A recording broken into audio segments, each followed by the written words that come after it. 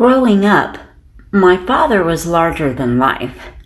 He was also my hero. Life with him was always an adventure. From hunting for salamanders and butterfly formations while cave exploring in Texas, to capturing baby alligators while camping in Florida, he taught all of us kids to love life. Dad was a dreamer, a man with vision, who inspired others and wasn't afraid to try new ideas and innovations. He taught me to love storytelling, public speaking, and to believe in myself. The most important foundation my father taught me was to love my Father in heaven and my Savior, Jesus Christ. Let me tell you a little bit about this amazing man I had the privilege of calling Dad. In October of 1940, World War II raged on in Europe. America wouldn't enter the conflict until Pearl Harbor was bombed late the following year.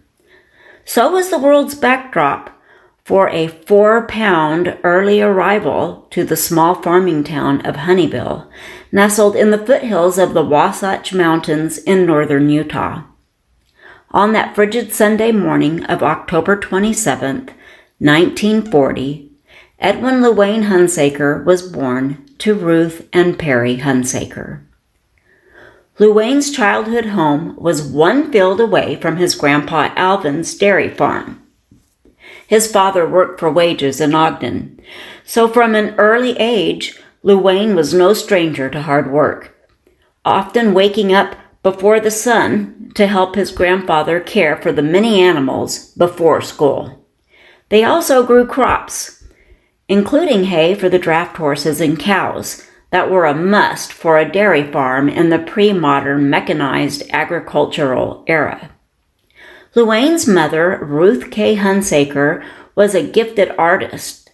She taught Luaine and his brother Harvey to paint, a skill that would grow to become his livelihood later as an adult, and Uncle Harvey used it too.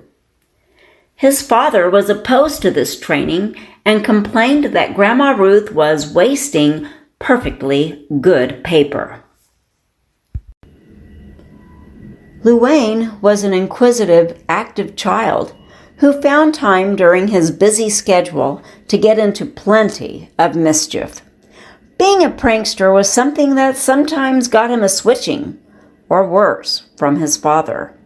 Dad busied himself catching and sometimes buying lizards and snakes. He loved surprising his siblings, who often woke up to discover they'd been sharing their bed with his little pets. He scared his little brother Harvey by crawling beneath his bed and growling like a bear while shaking the box spring. Dad had a blue racer snake that lived underneath the house, and whenever Harvey made his way outside, that crazy snake would chase poor Uncle Harvey, who was scared senseless by the aggressive reptile.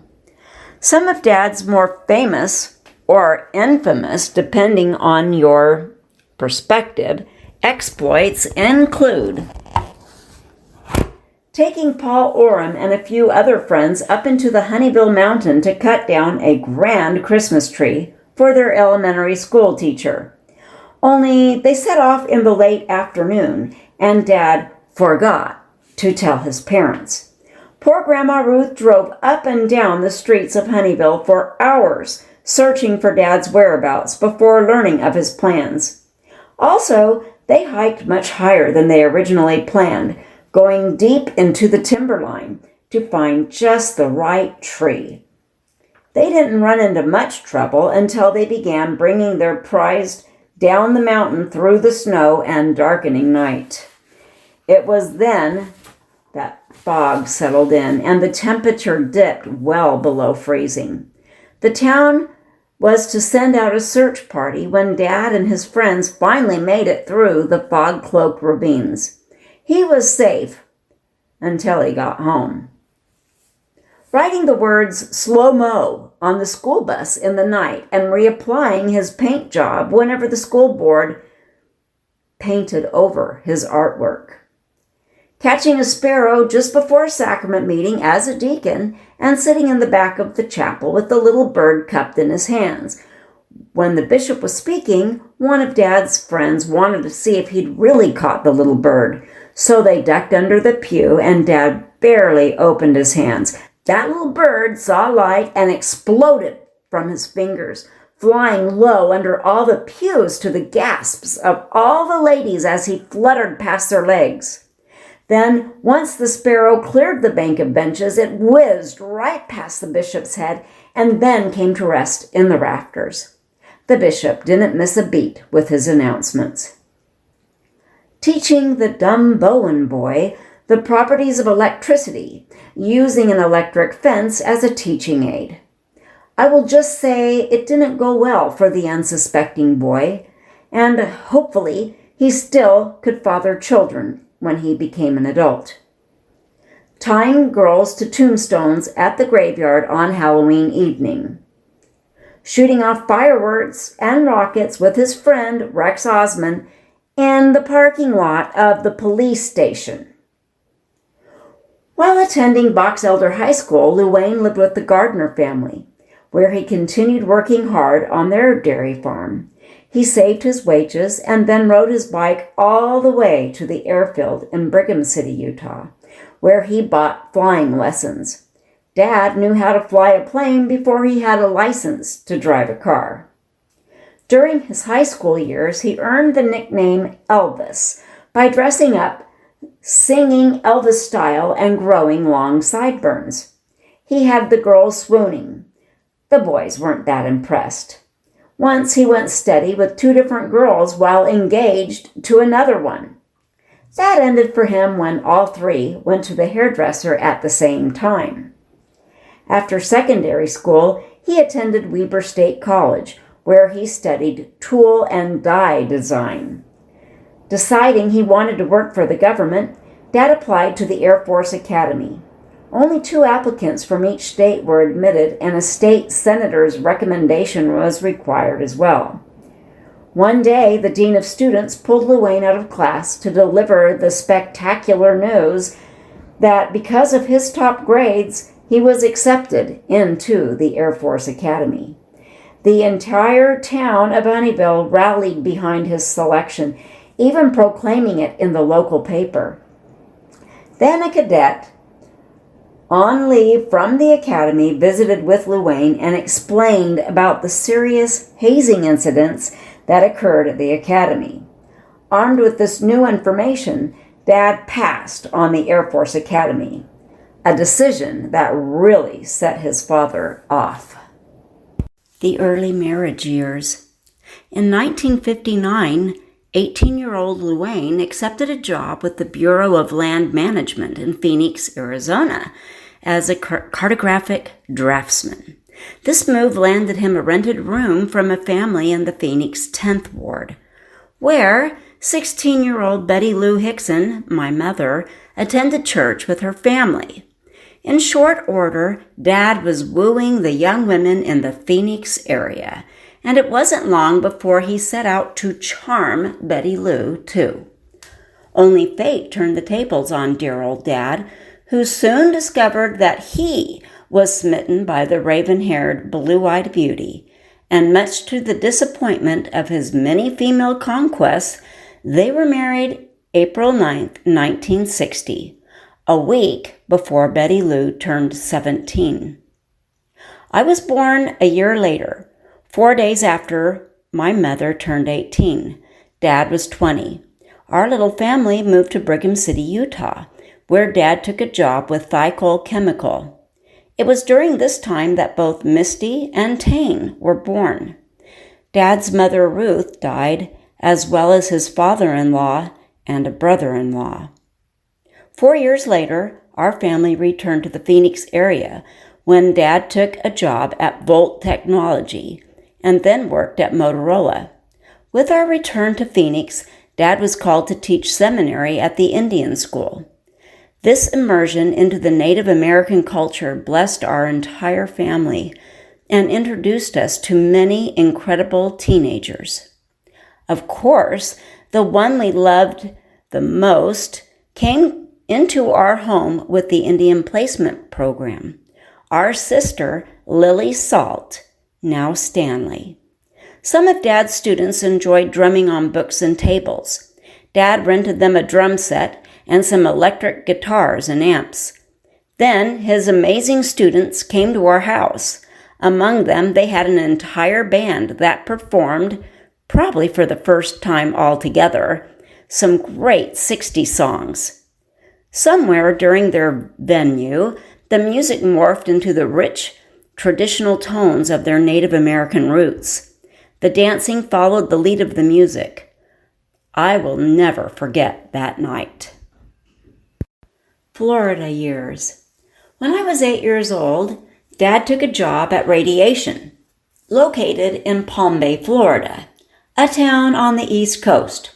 So we moved across the country to Ogallie, Florida, a city about 30 miles south of Cape Canaveral that was eventually incorporated into the city of Melbourne, Florida. It was during these years that our family grew again, as Sholette Nicole and a year and a half later, Benjamin West were born. By then, I was 10. Dad was 29 and Mom was 27. Radiation was bought out by Harris Corporation, and Dad supervised 30 to 40 graphic artists. Dad joined Toastmasters to hone his public speaking skills, and he emceed the Harris Annual Christmas Party, a pretty spectacular event. I think I got my love of public speaking from him, though West may have inherited Dad's gift for the spoken word much better than me. Dad was the Young Men's president in the Melbourne ward, and some of his responsibilities included those of Explorer Scouts.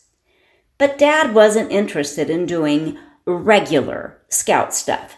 No, his Scouts all became certified scuba divers, and together they restored an old donated fishing boat and got it seaworthy. Then his Explorer Scouts became chartered Sea Scout members, and they camped in the Florida Keys and explored the reefs and sea life, up close and personal. Dad loved to try new things. We didn't just have a garden. No, we had a hydroponic garden and harvested tomatoes larger than an adult hand. And speaking of hands, we all had a hand in the project and soon discovered that Misty had quite the green thumb. Dad didn't want to just buy honey from the store. He ordered a hive of bees from the Sears Farm catalog for only $28. Things got a little tense when the package got punctured at the post office, and they called Dad to come pick up his bees because no one could get the mail out on account that his bees were swarming the building. He picked them up wearing short sleeves and took them home in style with the company car. Dad turned out to be a bee whisperer of sorts, teaching us all about them and extracting honey along the way. Soon, Dad's honeybee hobby of one hive became 100 hives, and he enlisted Mike Burgoon as a business partner. And M.E., Mike and Ed, Bee Honey, Me, Bee Honey was born. Dad made their logo. Once, some bees pollinated paper trees and incorporated that pollen with that of the hives. Apparently, this was bad and made all the honey bitter. After that, Dad got out of the honeybee business. But the adventures didn't stop there. Dad took us on many family camping trips. We camped all over the state of Florida. Once he got a hold of a baby alligator while canoeing with Mom and Tane in one of those camping trips at Silver Glen Springs. Dad suspected it was against the rules to commandeer the wildlife, and since he was wearing his swim trunks, he hid the baby reptile in his folded jeans. They were walking past the park ranger when that baby alligator let out a loud bullfrog-like sound, and the ranger gave Dad a questioning look. He mumbled something about a gimmick with new jeans. The ranger nodded and passed them. Dad also told terrifying fireside stories that he made up on the spot. Sometimes he borrowed parts from movies, like saying he saw the Boggy Creek monster in the swaying Spanish moss that was, in night, shadowed on the trees. We also took road trips out west to visit our extended family in Arizona and Utah. Often Dad would make random stops along the road and grab his camera. Once he found a burned-out gas station and posted us strategically inside the building's charred shell. "Okay, kids, act like this is your home and it just burned down." Another time he stopped at a ginormous sand dune and posed us again. Honestly, I think the resulting photo could have been a 60s album cover. I think Tane may have gotten his eye for framing an artistic shot from Dad. Eventually, Dad bought us a motorhome for all of our camping and road trips. When I was 15, Dad decided it was time to teach me how to drive, part of which included me driving the motorhome on one of our family trips out west. I will never forget the terror of driving the highway heading into Colorado with sharp grades and multiple turnouts for 18-wheelers. Our home on wheels picked up speed, me having no idea what downgrading and using lower gears even meant, having lived in flat Florida for the last 7 years, all while Dad slept on in the passenger seat. One day, as Dad drove his beloved motorhome to work with the windows down, he was hit by another car. Dad tried to keep our home away from home upright by holding his arm out the window. Yep, that didn't work that well for the motorhome or Dad's shoulder, arm, and hand. Eventually, Dad got fed up working for the Harris Art Department when he hit their advancement ceilings policy on degrees. Since he didn't have a college degree, they hired someone who did to be the new art director. He got mad and switched to a new division that one of his many senior vice president friends was starting. After that, he went to places like Spain and Iran. It was friendly back then. Putting together Harris's displays at trade shows and other businesses. All the while, he was looking around for somewhere else to work. He landed a new job as art director with a company contracted to do graphic arts for Cape Canaveral. Yes, Dad's love of flying had never died, and he enjoyed working both art designs with rockets together. He also loved taking us to space shuttle launches whenever he scored special passes, and the occasional Thunderbird show.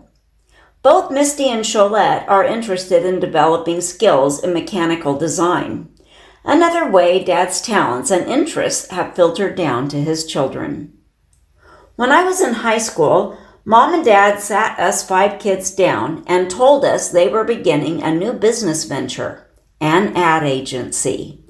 We did our best to hold down the fort at home, while our parents made a go at getting Hunsaker and Associates off the ground. Their first brochure was for Palm Harbor Homes, and it is still used today. Once, years later in Phoenix, Mom saw the Palm Harbor Home logo on a billboard they passed, and she commented that it looked familiar to her for some reason. Dad said, "It should. I designed that logo." Personally, I think of Dad every time I drive through South Austin and pass the Palm Harbor sign at their sales lot. Hunsaker and Associates had many successes for a small mom-and-pop store. Some of them included receiving a Clio nomination for the Bugman jingle developed as part of their Collins pest control campaign. The Bugman jingle became so popular that it was the most requested song on CK 101. The radio station told them that had only happened twice before. Once for Coke's jingle, "I'd like to teach the world to sing," and the other was McDonald's 2 patties, lettuce, cheese, pickles, onions on a sesame seed bun jingle. Another successful jingle came through for their client, privately owned Bank of Brevard. As a result, and much to the owner's satisfaction, this small country bank was purchased by a large national bank. Hunsaker and Associates also developed the Wendy's Salute program when two brothers inherited the Wendy's franchise from their father. Unfortunately, they also inherited a long-standing feud with the publisher of the Today newspaper. All attempts the brothers made to mend fences with the paper were to no avail, and the latter continued printing derogatory statements against Wendy whenever they pleased. Hunsaker and Associates took out ads inside the Today newspaper and billboards saluting the paper and its employees. These efforts worked so effectively that Wendy's corporate offices included the program in their nationwide manuals. Dad dreamed big. He was friends with Rex Osmond from his high school days. Rex had some cousins who sang at Rex's wedding, where Dad was best man. He was so impressed with the skills and harmonies these cousins commanded that he was sure we could do it too. Of course, despite both Misty and Tane developing stellar voices, we had trouble competing with the Osmond brothers who went on to stardom. Still, Dad pushed us to sing anywhere and everywhere he could think of. Sometimes, as a teenager, I was less than appreciative of his confidence in us, especially when he'd suddenly put us on the spot to sing for someone, or a group of someones, or a city of someones. At church, Dad developed a passion for missionary work. He became the Melbourne Ward's mission leader, and then one of the 7 presidents of the 70. With the creation of the Cocoa Stake, he became the stake mission president. Once, the prophet Spencer W. Kimball, along with some of the apostles, visited the church ranch in Ellsworth on their way to Lakeland for a conference. There had been death threats against President Kimball, so Dad and other church leaders were assigned to be his bodyguards. Another time, on Father's Day, Dad had a speaking assignment at the branch in Ellsworth, and we went along with him. But when we got there, the branch president asked Dad if he'd mind giving up his speaking spot for the prophet. Of course, Dad was okay with that, and we were all invited to stay and meet the prophet afterward. Harris Corp wanted to bid on the satellite system the church was rolling out to televise conference worldwide, and they asked Dad to sit in with them during the discussions. As a thank you for allowing them to bid, Harris donated a giant, full-color aerial shot showing all 295,000 acres of the ranch. Dad used the photo as a backdrop for the church's visitors center he was working on with Hunsaker and Associates. Unfortunately, it was also during this time that Dad made some very bad personal choices that resulted in him losing his church membership and nearly cost him his marriage. While he was highly successful professionally, his private life was left in shambles, and the entire family was left reeling from his betrayal. He was no longer the dad I looked to for answers. He became someone I didn't recognize. Still, there were many reminders to Dad of what was real and important in his life. He helped us put on the musical My Turn on Earth for the State Building Fund. Also, even more dramatically, when the Visitors Information Center was completed, he gave President Kimball a personal guided tour. President Kimball hugged Dad, told him he loved him, and asked him to hurry back to us, the church. While there were many testimonies given to Dad during this time, he was slow to remember the Lord. Mom prayed to know what to do, and the Lord answered her prayers by instructing her to move to Phoenix. Mom fought against this advice because she felt that leaving the state would be the end of her marriage. Things became so bad that during church one day, movers loaded up a truck of belongings for Mom and my siblings, and they left, traveling to Grandma's house in Arizona. Later, Dad came over to an empty house. I was married and out of the country by that time. Arizona years. With his family gone, Dad realized what he stood to lose if he didn't make changes immediately, and so he did. The business closed, the house sold, and he followed his family to Phoenix. It was a long time before things improved, but he ended a destructive relationship and recommitted to Mom and his family. Eventually, he was rebaptized by his son, Edwin Luaine Hunsaker, right before leaving for his mission in Ireland. Many of Dad's extended family from Utah traveled to Arizona to support him. Sometimes he bore his testimony about what he learned during this humbling experience. With Elder Hunsaker serving the Lord abroad, Dad's love of missionary work returned as well, and when his stake president in Arizona set Dad apart to be the new stake mission president, he said it was made known to him that Dad's sins were forgiven and become as white as snow. He told Dad he'd never experienced that before, and that he never needed to mention that period of his life again. It was behind him. While in Phoenix, he worked for a time at Bromwell Housewares, Avant, and Boeing. But the push towards digital drafting and designs with new CAD technologies and computers began making hard headway, and Dad's skill set became obsolete. Employees with high-end graphic software training quickly replaced him.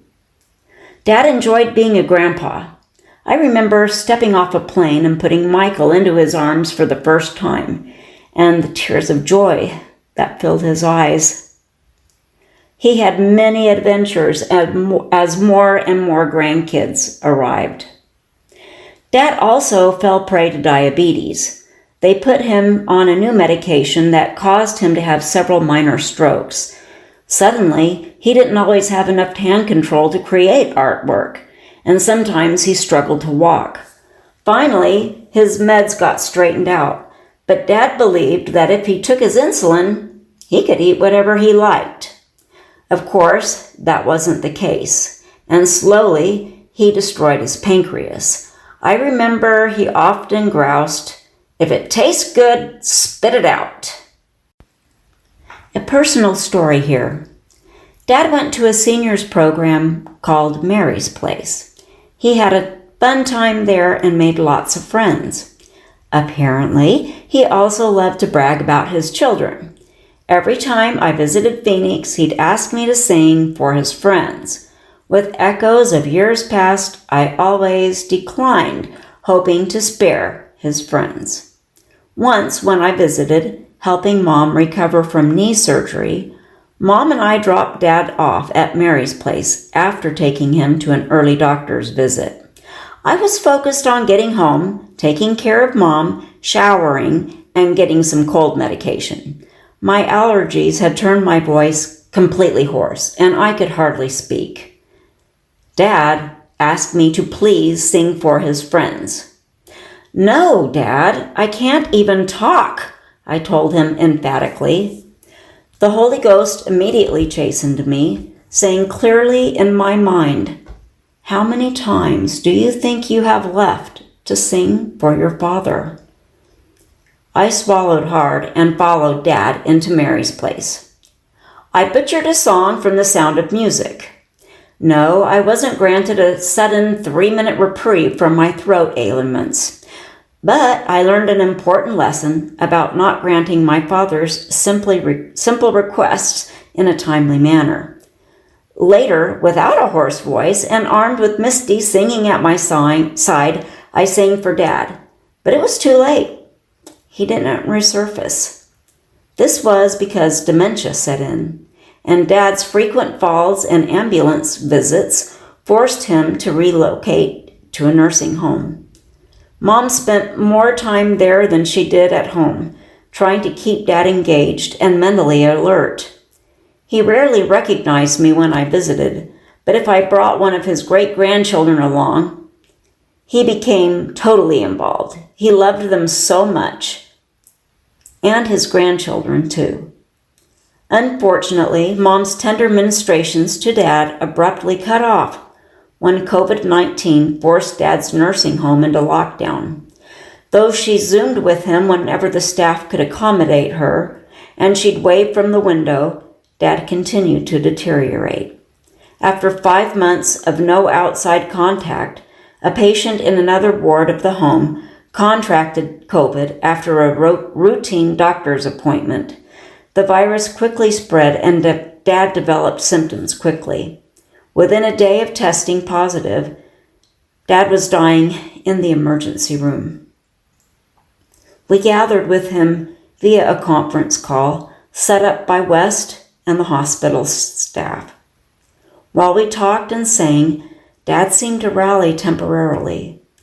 With the doctor's arm around him and our voices in his ear, it felt like we were really there. Finally, Wes told Dad that if he needed to leave, it would be okay because we would take care of Mom. And within minutes, my father, the man I idolized most of my life, passed away.